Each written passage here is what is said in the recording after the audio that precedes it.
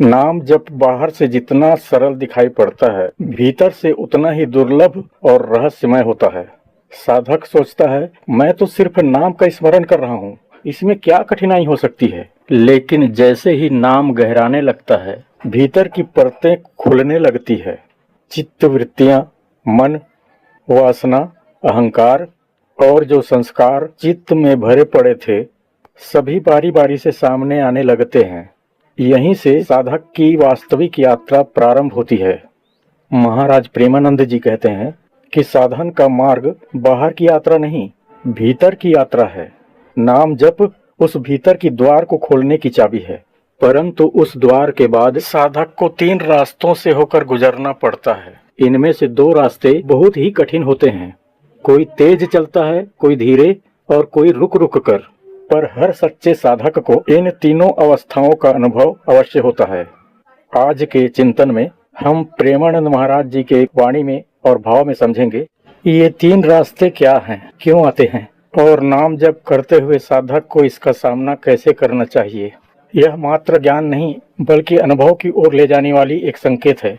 तो चलिए शुरू करते हैं साधक और प्रेमानंद महाराज जी के बीच के प्रश्नोत्तरी की श्रृंखला को। साधक ने प्रश्न किया, गुरुजी, जब मैं नाम जाप करता हूँ तो कभी शांति मिलती है तो कभी मन भटकता है और कभी ऐसा लगता है कि सब व्यर्थ है। या मेरा मार्ग गलत तो नहीं? गुरुजी ने कहा, मार्ग गलत नहीं है, तुम मार्ग के 3 द्वारों को पहचान नहीं पा रहे हो। साधक ने कहा, गुरुजी, ये 3 द्वारों का तात्पर्य क्या है? कृपा कर समझाइए। वह कौन सा 3 द्वार हैं? तब महाराज जी बोले, नाम जप में साधक को 3 रास्ते से गुजरना पड़ता है। पहला संघर्ष का मार्ग और दूसरा शून्यता का मार्ग और तीसरा समर्पण का मार्ग। महाराज जी कहते हैं, जब साधक नाम जप शुरू करता है तब मन विरोध करने लगता है, विचारों की बाढ़ आ जाती है, पुरानी वासनाएं, इच्छाएं, स्मृतियां सब उफान मारने लगती हैं। साधक सोचता है कि नाम जप से तो शांति मिलनी चाहिए, फिर यह अशांति क्यों? यही संघर्ष का मार्ग है। ये अशांति नहीं, शुद्धि है। जैसे नदी की गंदगी ऊपर आकर बह जाती है, उसी प्रकार नाम जप से भीतर का कचरा बाहर आता है। जो साधक इस चरण में डर कर रुक जाता है, वह अपने पुराने सामान्य जीवन में लौट जाता है। लेकिन सच्चा साधक टिका रहता है और वही आगे बढ़ता है। साधक ने प्रश्न किया, गुरुजी, दूसरा मार्ग कौन सा है? तब महाराज बताते हैं, जब संघर्ष शांत होने लगता है तब साधक विचित्र स्थिति में प्रवेश करता है। न आनंद न दुख, नाम जप चलता है परंतु रस नहीं आता, भीतर खाली खाली का एहसास होता है। ये शून्यता का मार्ग है। यह साधक के लिए बहुत ही सूक्ष्म परीक्षा होता है। यहाँ मन भटकाता है कि अब कुछ होने वाला नहीं है, छोड़ दो।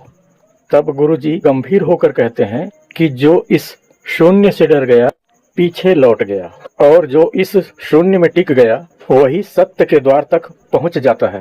साधक ने पुनः प्रश्न किया कि गुरुदेव, वह तीसरा मार्ग कौन सा है? तब महाराज प्रेमानंद जी ने कहा, जब साधक संघर्ष और शून्यता दोनों पार कर लेता है तब नाम जप अपने आप होने लगता है। तब मैं नाम जप कर रहा हूँ यह भाव मिटने लगता है। यही समर्पण का मार्ग है। यहाँ साधक नहीं रहता, केवल नाम रहता है। यहीं से अहंकार गल जाता है और आत्मदर्शन होता है।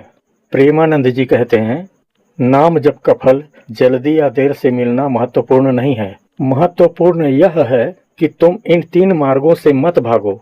संघर्ष को स्वीकार करो, शून्यता में ठहरो और अंततः स्वयं को नाम के चरणों में समर्पित कर दो। नाम जप तुम्हें ईश्वर तक पहुंचा सकता है, इसलिए बस तुम नाम में डूब जाओ। यही मानव जीवन का श्रेष्ठता है। राधा कृष्ण।